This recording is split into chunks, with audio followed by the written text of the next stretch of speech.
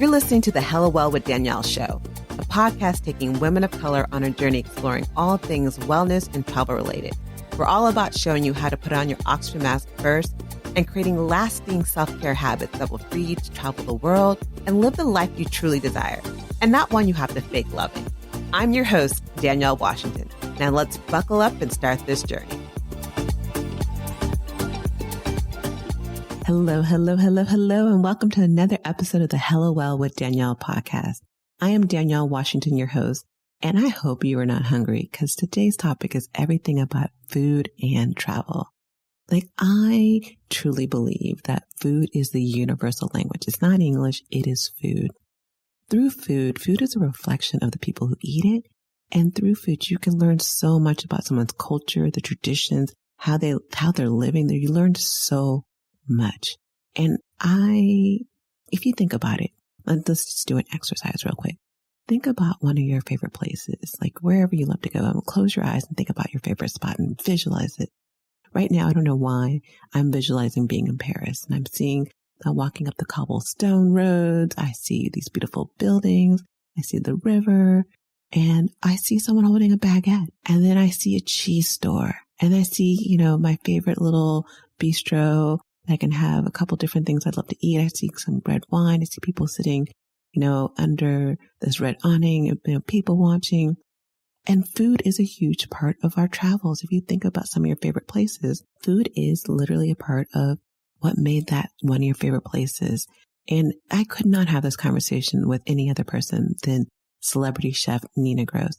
She has miraculously found not only to get inside of some of these kitchens and these hidden places she's actually learning from these people how to make the meals and getting the recipes. I'm all about finding great places, but I have not thought about actually asking to get in the kitchen and learn how to make these things. So of course I'm going to ask how she's doing it and what are places that we should be going to for food trips. And I'm excited. I'm just going to stop right there. But the one thing I did want to say before we get started with the show is that, again, I want to remind you that we are doing the masterclass on ditching survival mode so you can thrive. That's happening Thursday, January 28th. So you can now go to the Hello Well with Danielle podcast. You can go to the hellowellwithdanielle.com website and you can sign up for that right now. So I'm looking forward to that class. It's really about helping us figure out, am I in survival mode? What does it mean to be in survival mode? And what are the signs and how is it really affecting your life that you may not be even realizing? And how can you get out of it? Right now is the time. We had the new moon. It was so powerful this week. And, I know everyone's doing the resolutions, and last week's podcast was all about, forgetting your New Year's resolutions and vision boards. But really, more importantly, it was about how to forget how you're doing it or have you been doing it and change it so you're more intentional about it. But I just want people to start this year off intentionally and not being this is just the way it is. This is just the norm. We have a way of changing it. We have a way of getting out of it. So I'm excited about the masterclass, but I'm more excited right now about this podcast with Nina. So let's get this party started. Thank you, Nina, for being on the Hello Well with Danielle podcast. How are you this morning? I am amazing. How are you? I'm doing well. We're about to talk about one of my favorite subjects. I love food. And I think the one thing I love about travel the most is food. I know you agree with me. Really travel, right? Well, there's other reasons, but the main one is food. Yeah, it is. And, I talk about this all the time that I'm so not a souvenir chick. I'm not the one to buy any souvenirs for people. So my family already has figured that out. Sorry, there's no gifts going to happen. But what I love doing instead of buying little gadgets that you're going to throw in a drawer is I love having food experiences that I can bring back home. And so that's why I really wanted to have you on this show and talking about, travel and food and where to go. But there's so many options out there that's difficult to choose. So how do you go about choosing the right food destination? I allow my spirits to guide me. Okay, girl. Right. I literally do. I think I've been so many places and I've had great experiences everywhere I've been. It's kind of hard to choose But a lot of times, sometimes it's what's trendy, but most of the time I'm one of those off the beaten path type of people. I Okay. don't want to do what everybody else is doing, and I don't want to go where everybody else is going. I mean, you make a good point with that because, you have the option of off the beaten path or major cities. And like, in a lot of major cities, you look at Tokyo and Hong Kong and so many other places, there's some bomb restaurants. Like when I remember going to Japan, I discovered so many different other cuisines that wasn't Japanese food there. And like, I remember having some of the best Italian food I ever had I in was Japan. a soul food restaurant in Japan owned by Black people, and I think they had better soul food than I've had in the States. Oh my God. But that's true. So, It's and so how do you pick between off the beaten path and major cities? Like, what's the decision when you're going to a country? So a lot of it is the food for me. It is the food, and it's the experience of like how close will I be able to get in the kitchen? How will I have the? Wait, hold up. Are you getting into the kitchen? I can't tell you all my secrets, Danielle. I love chef. I cannot. I cannot tell you all my secrets, but because when you go to the major cities, everything is more mainstream, right? There is no way humanly possible you're just going to walk up to the chef and you're going to be like, oh, can I see your kitchen? Or can I experience? Like, that's like coming to the States and going to Cheesecake Factory, right? And asking them. They're not going to do that. However, if you go to like, certain parts of Singapore and maybe the restaurant is small, maybe you get there at a certain time where it's at the beginning of service and it's very, very quiet. And you have the ability to, and you're pleasant, you must be pleasant, but you have the ability to interact with the servers, with, normally those types of restaurants don't even have servers. The chef is usually, or the cook is usually the one who is serving you. It's very family oriented. And I'm very inquisitive. I'm always like, how do you make these, these noodles, or how does this bread look like? And then some old lady adopts me as her child and I become a part of the place. So I need to learn how to be adopted. That's the thing I've been missing. Because I do talk and I'm very inquisitive, but I'm not at the point where like, so how did you make these noodles? I'm more of utilizing that as a stepping stone to learn more about the culture, the people and their lives. Mm-hmm. And then also utilizing that as a way to be like, oh, this has been amazing. What other places do you recommend I should go? I can do that, but I also like what you just said, right? So you can dive into their culture and you can dive into, like where they're from or whatever. But how about this? Like, let's say that you had a lemongrass soup, right? And you're like, but where does the lemongrass come from? And the next thing you know, some child takes you by the hand who's about approximately 7 to 10 years old and leads you to this path of like all this fresh lemongrass. Yeah. And you're like, now you could have never paid for that in a major city. You're not going to. It's about the experience. And that's one thing I love about taking culinary trips is that it's more than just enjoying amazing food. It's just more than that. It's more about opening the door to different cultures and learning how people live and just really diving deep in. And that's part of the reason why I also like being more off the beaten path, because you get those experiences more, even if it's food or not. But adding in the food to it is just a whole other thing. And the other thing I would also mention when you're trying to consider the right destination for a food trip is considering what else there is to do. Like you perfect thing you talked about is being led by a girl allegedly who's 7 to 10 years old. Allegedly. in grass field. But having those other moments with like, say you want to go to some off-beaten path, is there a temple? Is there something else? Is there a landmark? Or is there just something else you want to see in that area? So keeping that in mind, thinking about, mode of transportation and, length of how long it's going to get there. And the most important part is budget. Oh my gosh. Listen, when I was single,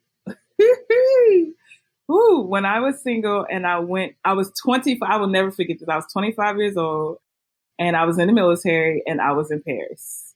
And I was like, I think we got stuck there, but we had to stay for like 2-3 days because something was going on with the planes or whatever. And I was like, cool, okay, we're stuck here. Like, what was me? Stuck in Paris. Black girl stuck in Paris. Girl stuck in Paris. And it was so crazy because, okay, so yes, I was in the military, but we were male dominated because I was with pilots and stuff like that. So it was mostly, so, they want to go to the red light district. They want to do, all that type of stuff.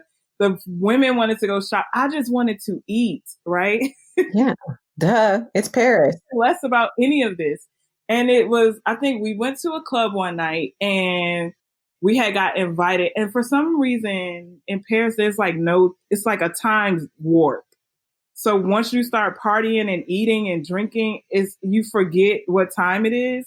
Mm-hmm. And then it was like 11 o'clock in the morning the next day. But I remember we had met these guys and then only one of us spoke French, which was not me. It was like one of the young officers I was with. And next thing you know, we're in this vineyard, drinking wine. And you know what I like? And it's like a gift and a curse. So I like the fact that we can go to these countries and they have all this history. It saddens me, the curse, and it saddens me that I can't do that culturally. I can't go back to some place and my family owns a vineyard or owns. You never know. I just read this article about this Black girl who, was raised here and she's a princess from Sierra Leone. Right. You do that ancestry, girl. You never know. African ancestry. The way I cook. And, we might have, I don't know. I don't know. But it was just so fun. And we went from this club and then we went to this vineyard and then we were eating. It was just food and we were just eating and it was just fun. And we fell asleep. We woke up. We did make it back in time to the hotel. We did make it back. But that's something that I wouldn't get on a tour. No, you would never get that on a tour. And I probably fell in love along the way with one of them. Because what guy takes you to parties and then a vineyard on the first day, so. A guy after my own heart. I don't know why you look. I don't ever want to leave. Oh, no, I love that. I love Paris. It's funny. One of my favorite trips to Paris was a layover. I had 6 hours on the ground. I'm making 6 hours. Am I shopping? Hell no, I'm eating. And I have my favorite spots to go to. And I literally just went around town and ate at my different spots that I love eating. I did my own food tour for 6 hours and made my way back to the airport in time to go to South Africa. And it's beautiful when you can just experience. And then I think that a lot of people are oh, I'm fearful of traveling by myself, or the people who they are traveling with aren't the fun bunch and, the fun people.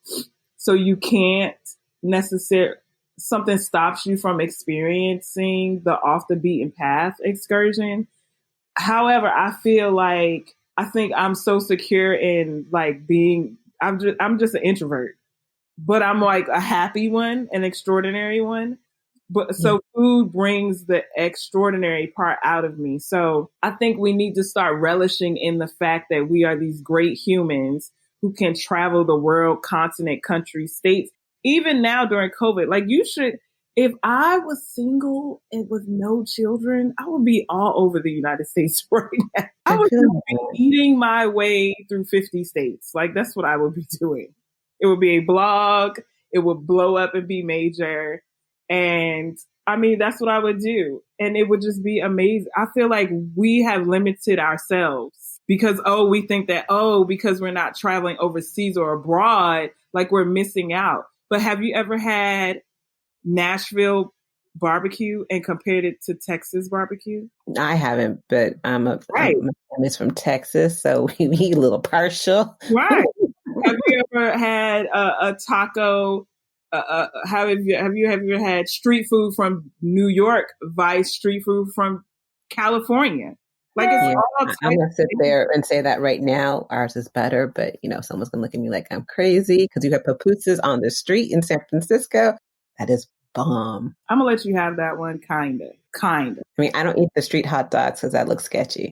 and with the bacon. They're not eating anyway, but the pupusas on the street, like, no, you just don't understand. And don't even get me talking about Mexican food. So it's just not literally the same anywhere. So the question I want to ask is, if you were to pick, let's say, I'm going to give you 4. I'm going to give you some options. Hey, I gave you 4. Okay, 5. 5 travel destinations where you're like, oh my God, this is the place to go for a food tour. And try to, at least one in Europe, one in Asia, and one anywhere, and then the other thing could be anywhere else. Where would you pick? Oh, I don't like this game. I would definitely do Italy. Yeah. Italy has my heart, living there. Yeah, Italy has to go down. But why do you say Italy? I know why I do. Anyone who knows me knows I am, and Italy is like my second home after living there for so many years. And it also, food played such a huge part of it. But why for you? I like the relationship they have with food. Yes. I like what food does for them and how I just like the relationship. Like, it's almost like, have you ever taken a pasta class in Italy? Like, the romanticism of how they're making the pasta is crazy. No, because I just had a roommate that would just like, oh, are you hungry? Oh, I'm going to whip something up. And I'm like, yes, Mateo, I love you. He'd be like, oh, I'm just going to whip some, squash flowers with all these other things. And like, he's like, this carbonara or whatever. It's like, oh, you want some wine? I'm just going to open this really amazing bottle that was like hella expensive. And yeah, no, food in Italy, it just, when I think of part of the reason why I love Italy so much, because it reminds me of all the memories. It reminds me of, Sunday dinners at my ex-boyfriend's house where his mother swore I didn't eat beef and that I ate pork. And every Sunday she'd make pork, and then the father would start fighting and the sister would get in. She's like, she doesn't eat pork. Why are you making pork? I thought she didn't eat beef. And it'd be this whole conversation to the point where I was like, look, I eat pork. Look. That's how I started eating pork again, was because of those Sunday dinners. I'm like, dude, how many times can you forget? And are you really forgetting? ?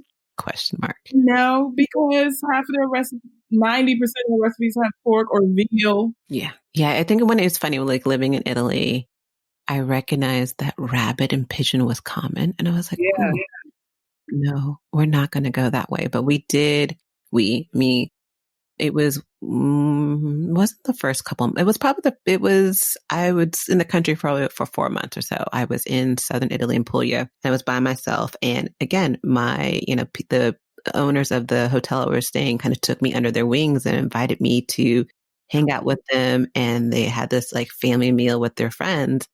And they started ordering all these things. And I'm like, I don't know anything. I can't understand the things that they're saying. But the one word I understood was cavallo. I was like, oh shit, we're about to order horse. I'm about to eat horse. Oh my God. And like the other word, I told myself I'd remember the words, and the other word, I forgot what it is now. I forgot how to say it now, but the other one was sea urchin. I'm like, oh, okay. First time having sea urchin, but I love Italy. I love Italy. The one place I had fun too, I was in the military. It was Doha, Qatar. And that's off the beaten path. I don't think a lot of people think about Qatar as a location. Right. Another off the beat. I like Qatar though. Let me tell you. So it was my, I think, 28th birthday. Okay. I think it was my 28th birthday. We stayed at the Ritz-Carlton in Doha. Okay. Which literally sits on their Arabian Gulf or whatever. And all the islands look like animals. So it's like a sea turtle or a dolphin, like they're all in these different shapes.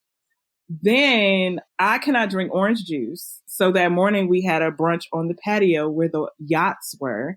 Mm-hmm. Brunch. And I was like, well, I don't drink any of these juices. Like, is there a way that I can get like a guava juice or like fresh apple juice or something? Or like pear?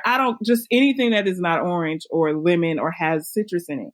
And Muhammad brought me some apple juice, and it was, I remember looking at it sideways like, is this apple juice? And I was nervous, and everybody at the table was looking at me because they had, orange juice. And I was like, but what kind of apple juice is this? It was the brightest green, and it had the foam at the top. Ooh, I remember, fancy. Yes, and I remember drinking it, and I knew at that moment I would never drink Mott's apple juice ever again. Yeah, that makes sense. I knew that I had to have. I was like, well, wait, how did you make this? Now, mind you, this is the Ritz-Carlton. It's in Doha. The women are not treated the same, of course. Mm-hmm. I don't know how I got into that kitchen, but I got in that kitchen. He showed me this juicer, and I was like, oh my God. When I got back to the States, nothing was ever the same. I changed. I was in the military, mind you. Who knew that I would grow up and be this chef? But I remember throwing out all my appliances, and I bought me a cold press juicer. I remember going to the farmer's market in Maine, and I remember buying like all this fresh fruit, like everything was fresh. And after that, we could never buy apple juice or watermelon juice or any type of juice for that matter. My sons were 4 and 6 years old, and were drinking out of wine glasses, cold pressed juices. Because I heard that, drinking out of wine glasses. Yeah, I was like, our lives have been changed forever. We are never going back to Mott's. You do not know who Mott's is, but Muhammad showed me a different way. That's awesome. I love that. And then again, people would never think of that as a destination. So that's 2. What's another one? Oh, shopping in Dubai is ridiculous. Let me see. Okay, wait, that was 2, right? Correct. I'm going to say a state destination, Maine. Really? Oh my God. I mean, outside of lobsters, what you got? Specifically Camden, Maine. First of all, that's all y'all think about lobsters. The fruit in Maine is ridiculous. Okay. I'm like, hold up, sister. You said fruit. Is the fruit fresh in Maine, or are they importing it from somewhere else? No, you can literally go and pick it yourself, and it's as big as like a strawberry can get as big as my hand. The apple picking, the strawberry, the berry season in general. And then people don't look at Maine because they're like, oh, Maine is cold. Yeah. But I liked it because I'm one of those people. I like to use that downtime as a time to like plan and meditate and just get my, mental life together or whatever, which is why COVID doesn't bother me that much. But Maine, it was just one of those places where I was able to nurture my gifts, and I was able to experience food different. Like I had never really been fishing. I was able to go fishing, but for lobster and crabs and scallops and mussels and oysters and all these things that a typical Black girl from DC would never even experience. Even crabbing, like in like Maryland? Crabbing, yeah, but like lobster?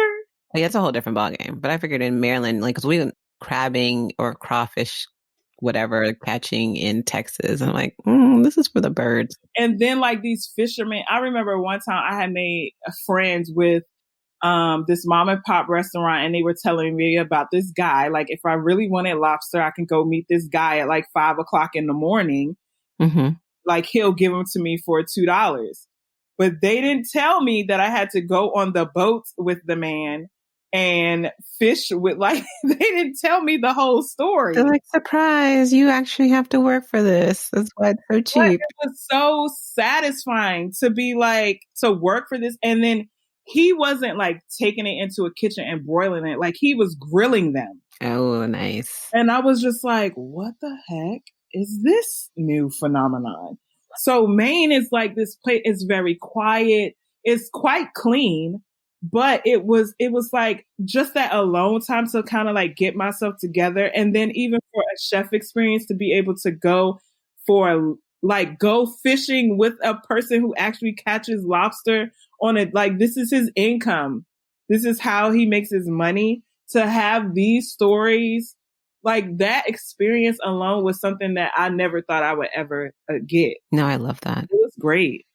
Oh my God. She makes my life so hard with these choices. Well, and I wanted to give people a different variety because I feel like there's so many options. Like I think about so many trips that I made just because of food. Like for me, I went to Thailand. Ooh. Oh, wait, honey, I went to Thailand not because I liked Thai food, because I hated Thai food. Say what now? Yeah. Yeah, I went to let's unpack this. Yes, I went to Thailand because I hated Thai food. And I'm like, am I the only Black girl that's slightly bougie and doesn't like Thai food? I'm like, I'm the only one. I think I'm the outlier. And so there was like a cheap flight. I love my last minute flights. And it was around my birthday. You make me want to move so that I can just like catch those type of flights from over there. Are you kidding me? I mean, you're not in Atlanta. I was thinking you're in Atlanta. Yeah, I was thinking you're in Atlanta. I'm like, Atlanta has made great flights. I mean, if you're in LA, the flight deals are a little bit better, but San Francisco is not as great. Oh, yeah. But yeah, so I decided to go and I was like, okay, I'm going to go to Thailand and see if I can like Thai food. And so I told myself, I'm going to be intentional about this at least every other day. Cause I was like, let's be real. I'm not going to kill myself. I'm going to try Thai food. And try something new and different. And so I remember my first night there. I get there and there's like this open market. It looks like this big festival going on, but it's just a typical, market they have, whatever. And there's all this street food and there's like all these vendors with all making different things. And it looks interesting. But at the same time, I'm like, oh my God, what am I going to eat? Am I really going to eat off the street cart? Does this really look clean? Am I going to get sick? I'm by myself. What can happen? Again, so part of the reason, and I should have backtracked further, I was a picky kid. Like in terms of food, my parents missed a flight from Hawaii back home because they tried to make me eat McDonald's. I don't know why. They were silly. I didn't eat McDonald's. We all knew I didn't eat McDonald's. And I don't know why they said it this morning in Hawaii before our flight that they were going to try to force me to eat McDonald's breakfast. So I was like, no, boo, I ain't eating this. And so we missed the flight. So I've always been that picky kid. And to the point where even my first trip to Paris, I didn't like the food. And my parents were literally where I passed out. So my parents were like literally shoving croissants and orange juice down my mouth in the morning. Cause like, you going to eat, you're not going to pass out on this time. Right. We got things to do. So when I went to Thailand, so it was a while ago, I went to Thailand and I was still picky, but I was more open because I'd lived in Italy by that point, and I had Italy really pushed me forward in expanding my palate and expanding into trying new foods. But in Thailand, I was like, okay, here we go. And so I ordered like 3 different vendors and I tried most things. I was like, okay, this isn't bad. One of the things I forgot what it was. I was like, oh my God, this tastes like ass. I don't know what ass tastes like, but I bet this is close. I'm positive this is close. God. But the great thing about it, like the American palate is different from overseas, and a lot of restaurants that we have here, like one that bothers me to no end is the hibachi places, is very Americanized. It's not what you would typically get, if you go to these places. So when you have it here and then you go to these places, people are very jaded. Well, see, I was the opposite. Once I finally kind of found some good food, I went to Chiang Mai and found this most amazing vegan or vegetarian, I think it was vegan, Thai restaurant. And it changed my life. I was like, oh my God, I love Thai food. Oh my God, this is amazing. So when I came back home, I'm like, this ain't like Thailand. This don't taste right. Like what is this that you're cooking? They Americanize it. Like even I remember when I went on a date one time, oh my God, I'm like the worst person to date because I judge you based on what you order. Nothing wrong with that. It's so horrible. But I remember they said island heat. And I was like, island heat, ain't it always hot? Like I didn't know what that meant. And then like he was telling me, oh, like 1, I said, it's in numbers. What is going on here? Like it was numbers 1 through 5. And like 1 was mild. And then 5 was extremely like island heat. Right. So I remember him ordering a number 1. And I was like, you cannot handle spicy food. You cannot handle me. There's no way. You cannot handle spicy food. You cannot handle me. I love that. This is a different version of spicy food. I said, this is a Thailand Americanized spicy food. which is like my ploy with smoked chili peppers, and you can't have. Oh my! I'm like the worst person. I'm the worst. And then he didn't want to have plum wine, and he didn't want to have Thai tea, and I was like, oh, who are you? Like, I don't even know who you are. I don't know who you are. You're not the same person who I talked to on the phone yesterday. No, that's kind of judgy when it comes to dating and food. That's horrible, right? But no, because I cook a certain way also. So if you can't handle this restaurant crap, then how would you be able to handle the things that I cook in the kitchen? Like, what? No, I definitely hear you. Like, right, today I got my Japanese bubble waffle maker out. I'm so excited. Ooh. All right, so I will take you off the hook. Just one more location that you would recommend. Okay.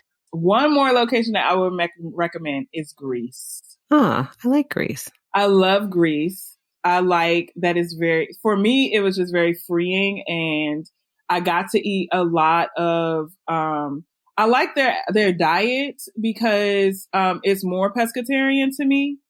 Mm-hmm. And I like the idea of small plates. Anything on a small plate, I'm going to eat it. I don't care. That was like my first time trying real sardines. My grandmother, when I was younger, they used to get the sardines like in the can. And they would pop that can, I'm like, what the hell, on a cracker with some hot sauce? What is going on there? That's my mother, and she still does that to this day.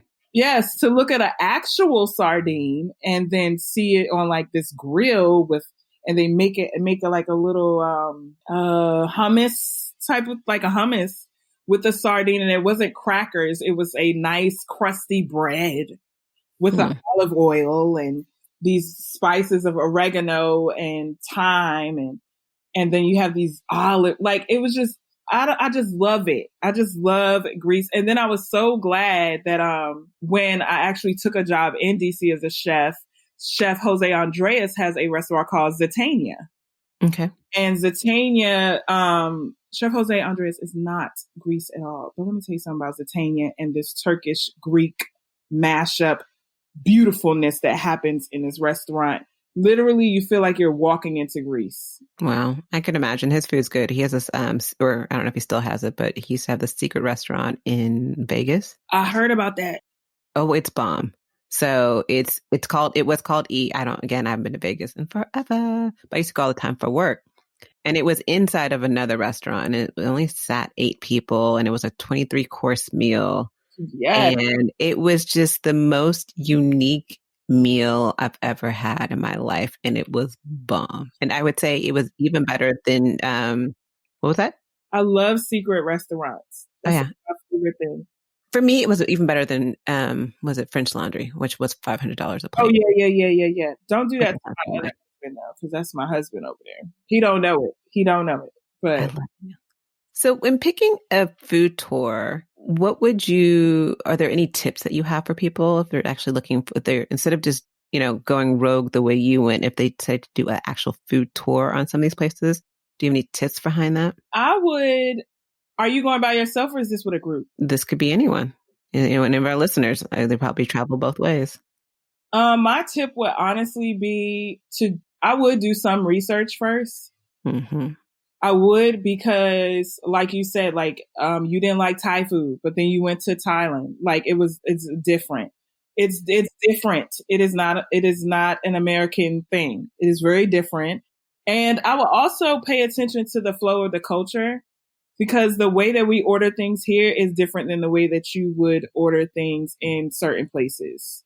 And that's highly important, because what we might take as funny or pleasant, they might take as rude. I think that's such a great point, because I learned that in many places, Japan being one of them. Like I went on a lunch spot in Japan. I was like, oh, okay.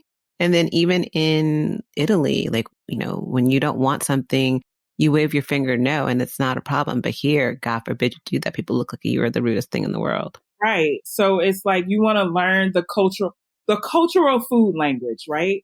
You want to learn those. You want to make sure that you're honoring them, but at the same time, if it's something that you don't like or something that you wish more of, that you are gracious enough to ask for it in a way that does not disrespect them. Also, I would journal. Yeah. Because capturing the essence of what you ate in a journal form is a great story to have. Yes, we can keep telling these stories, or, you can tell the story, but imagine if you wrote all these stories down and then you have a granddaughter or a grandson who's going overseas, and you have these epic and food adventures that you've taken, and they're able to experience that through your eyes. And then you're starting like this. And then also for yourself, think about how amazing it would be. You could take a picture and post it on Instagram, but what if you could take that picture and impression it into a book, and then you've written this great story behind, what happened. I remember I went to a restaurant, I think we were in Keflavik, and we were going on tour, on our like 6-month tour, returning to 9 months, but we were going on tour, and I had just broke up with my boyfriend. Oh my God, before I got on the plane, that damn waffle I had was probably the best waffle I had. Food just speaks to you in a different way. And it almost seemed like the people in there knew what was happening with me. Mm-hmm. Like, I was by myself. I was in a corner, but I was enjoying this great Icelandic breakfast, Americanized, because we were Americans and we want our waffles. And, but it came with champagne. I didn't know we could have waffles with champagne. I thought, mimosas, but it was just champagne. And then it was more champagne. And then they gave me like this, it was this wine that was made out of, it was very sweet. It was made out of frozen grapes from Iceland. Mm-hmm. I was like, what is this? And then it just remembering that and having those memories. Oh my gosh, it's great. Journal about your food experience. I think that's great. I think journaling is good. I also think, before going somewhere, creating a food list of items you may want, or like doing your research. I think doing your research is key, but I think creating a food list of items you may want, also not eating huge meals, especially if you're going around, because if you've had like a huge breakfast or lunch, whatever, when you're out and about trying different foods, by that point you're like stuffed and you're like, oh, I want to try it, but I'm stuffed. So I always recommend that. And I also recommend having your water, to keep hydrated, but also to cleanse your palate.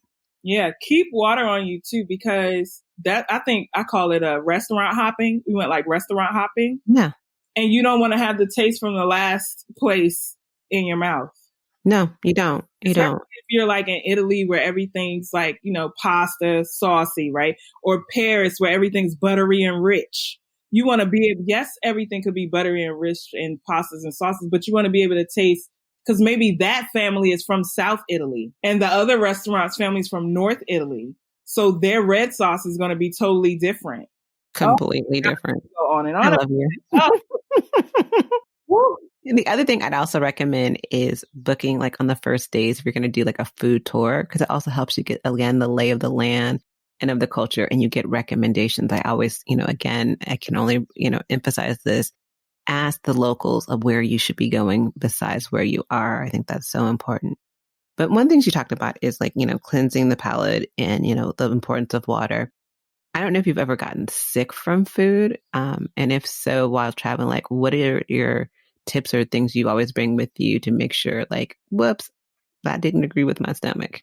Oh my gosh, I've never gotten sick from food. I love you. I can't say the same. Unfortunately, what was it? It was my 30th birthday in Ibiza. And I want to go there. That's the place that I've been dying to go. I just want to party for days. Yeah, I did too. Got food poisoning. Oh, no. I was sick for weeks because I remember being in Ibiza and having issues with my travel partners. I ended up leaving them and went to go stay with my friend Kato, who has pretty much like this mansion in London, which I love him. And I was so sick that I couldn't keep even water down. Like everything just kept flowing through me. By the time I didn't have medical insurance because I was living in Italy. Was I living illegal? I was still legal then, but I didn't have medical insurance at the time. I don't know why. I'm like, I don't know. Childhood past. Yes. Yes. But like, and also I remember like on our last South Africa trip for Rogue Experiences, a lot of the girls got sick. And I forgot, we were at this one winery and I didn't eat whatever they ate, but someone else, there was a significant amount of them that got sick. And we had to go to, some of them had to go to the emergency room. So I always make sure that I have a a prescription of Cipro, which is an antibiotic, on me. I always bring like Imodium. I'll bring active charcoal, which is really good for many different things. And just the basics. Bitters and ginger ale. Ooh, yeah. Bitters and ginger ale will get rid of a headache, migraine, and whatever parasite is flowing in your body to make you sick. And I learned that from a bartender in Amsterdam. Yeah, that's smart. I do use bitters when I'm like, I love bitters. I love like Fernet, which is one of my favorite drinks. That's like for me, Fernet reminds me of being in Argentina, though San Francisco has the largest consumption outside of Argentina. Shocking. I don't know why, but that's the case. Mm-hmm. But I drink bitters, and like I would go to bars if I wasn't feeling well, and can you just give me like heavy bitters and some water and I'll be good. And so I think that's a great recommendation. People don't think about that. It's so easy to access that unless you're really off the beaten path. Yeah. And it's like at every single bar. Mm-hmm. Every bar has bitters, and they have some kind of seltzer or a ginger ale. If you don't want, because sometimes some ginger ales have sugar in it.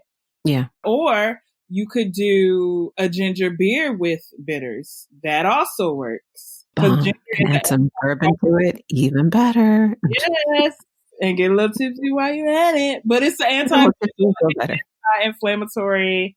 The ginger is. And then if they're making it fresh, yes, of course. I remember, where were we at? I can't remember where we were, but it was like a limoncello with ginger in it. And it was so good. Interesting, because I'm like, I am not a fan of, I love grappa, but I can't stand limoncello. It wasn't like sweet. The family made it. It had to be in Italy somewhere we were. But the family was made, that's what they were known for, the limoncello. Yeah. But they also made like different Italian sodas too. So yeah. I love that. So, in the beginning, we talked about the fact that I am not a souvenir girl and I like to bring travel experiences home. So one thing that we always do in most of our Rogue Experiences trips is that we'll have a cooking experience. So like, in Cuba, we went to some, grandmother's house and literally who didn't speak any English. And she taught us how to make these amazing meals. And we've done the same thing in Greece and other places. And I know that you have this BOMB program. It's to kind of help bring these travel experiences into the house. Can you talk about your cooking school that you have starting up in January 6th? I am so excited about Chew Your Health live cooking membership. How crazy was it that this came about? Because I taught a cooking class for a friend of mine. Yeah. And he was like, you need to teach these all the time. And I was like, yeah, but, and she was like, but do it your way. And I don't know what happened, but as soon as she said, do it your way, I instantly thought about traveling the world virtually through food for 12 months.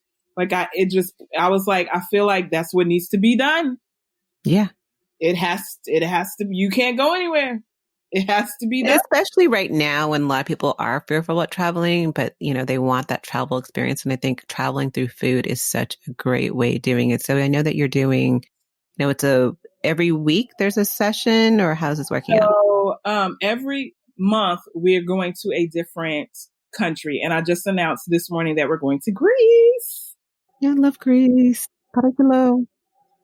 So what's going to happen is before, of course, class starts January the 6th, but before class starts, you're going to know what your spice rack needs to look like for class. So you'll have a list of spices that you should have to create an optimal food experience through Greece. You're going to get 4 recipes. So you get 1 recipe. We're going to do a week live. You get that replay of that. You get the shopping guide every Sunday. You're getting a shopping guide with the recipe that you don't even have to print the shopping guide out. You can literally go on your Instacart, your Shipt, or whatever you have, order your groceries and just have them there. The reason why I did 1 country a month is because it makes it easier for people to shop. You don't want to go to Japan this week and next week we go to Italy and then you have all this excess. And I'm really big about less waste in the food department. I think that's great. Yeah. And then the other great thing is that all the dishes are plant-based.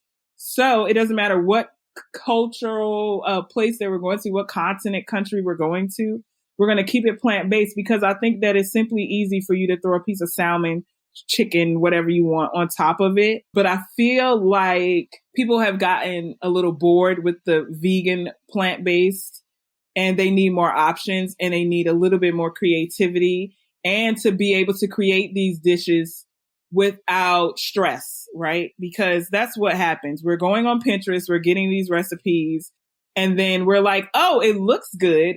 And it says it's easy. And then you see an ingredient that you do not recognize or know. And then kaputs, you order from Uber Eats. So I'm just trying to make it a little bit more fluid and exciting and get people back in the kitchen.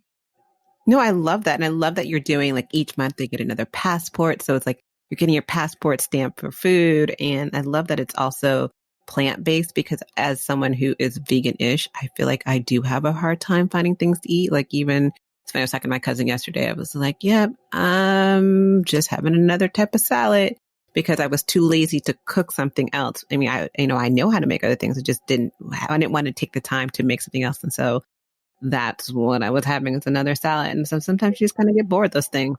It drives people crazy because they're like, oh, it's just easy for them to resort to the salad, right? But then you get so bored of the salad or zucchini. Yeah, you do. Cauliflower. Yeah, you do. So we have. Yeah, go ahead. So as part of Hello Well with Danielle and Rogue Experiences, we have a special code that we'll put in there. It's bit.ly.com, whatever the bit.ly thing is. And then it is Go Rogue with Food. And we'll make sure to put that in the show notes as well. But it starts January 6th and it's a monthly program, correct? Yes, it's a monthly subscription program. So every month, I've already thought about what we're doing in year 2, though. And it definitely includes you. And you're going to be so excited. I love it. So I'm already a member, y'all. And so I'm super excited. And Greece, again, is one of my favorite places for food. The reason why I love Greece is because, like Italy, it takes the most simplest ingredients and makes it into this amazing, magical moment. And so I can't wait to see what you're going to do because I know you are not my basic B. So I can't wait to see. Never been on that list before. Yes, you've never been on that list. So I totally love that. So again, we'll make sure that we put the link into the group into the show notes for this.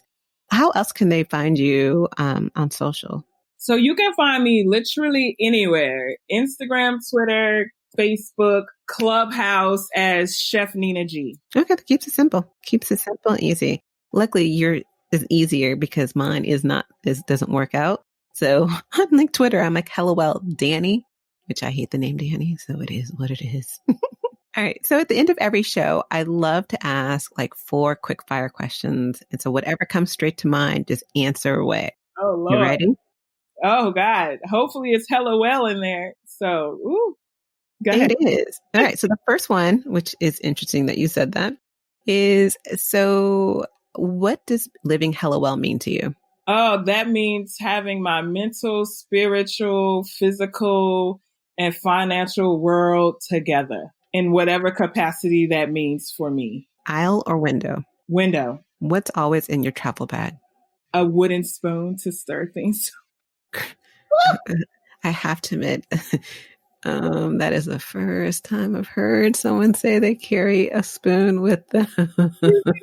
Like, what are you? I'm confused. What are you stirring? Okay, so let's say I go someplace, like there's this restaurant and they make this sauce and I always get a room that's like a suite or Airbnb where I have a kitchen because I am going to try to okay, that makes sense. And I know that I need to have like wooden spoons or something like that because metal will change the color, texture, and feel of a sauce because it causes a chemical reaction within pots. So it doesn't matter where I go, like there's a set of 5 to 6 wooden spoons in my bag. Bomb. I love it. Mm-hmm. Learn something new. Carry a wooden spoon with you when you travel in case you're making a sauce. And the last question I have is, it's part of Hello Well with Danielle. We're creating this wellness revolution for women of color to get them to start putting their oxygen masks first and take care of themselves and making self-care, stop putting themselves on the back burner. Mm-hmm. What advice would you give to your younger self to be a part of this movement and to really get into that living of Hello Well. You need you more than anyone else will ever need you. I love that. Because it's true. It is. Thank you so much, Nina, for being here. And I can't wait till January 6th. We're obviously recording this a little bit earlier, but I can't wait for people to join the food challenge that you're doing, the Chew Your Health. And I am so excited for Greece and the country's coming up more and for everything that you do. You are an amazing celebrity chef, and I'm so grateful to have you as a friend and as a chef. And by the way, I should mention that Nina makes some of the most amazing meals that I've had. So I can't wait. So thank you so much. Thank you. All right. We'll talk to you guys later. Have a good afternoon. Thanks for joining us this week on the Hello Well with Danielle show. Make sure to visit our website, hellowellwithdanielle.com, where you can subscribe to our show on iTunes, Spotify, and Amazon Music and never miss an episode. Also, you can follow us on social media at Hello Well with Danielle on Facebook and Instagram, and Hello Well Danny on Twitter. And if you hella love the show and got some good nuggets out of it, know that I'm not too proud to ask for you to please leave a rating or review on iTunes so that we can continue to expand our reach and help other women of color. Again, thanks so much for listening, and I hope to see you next week. Ciao.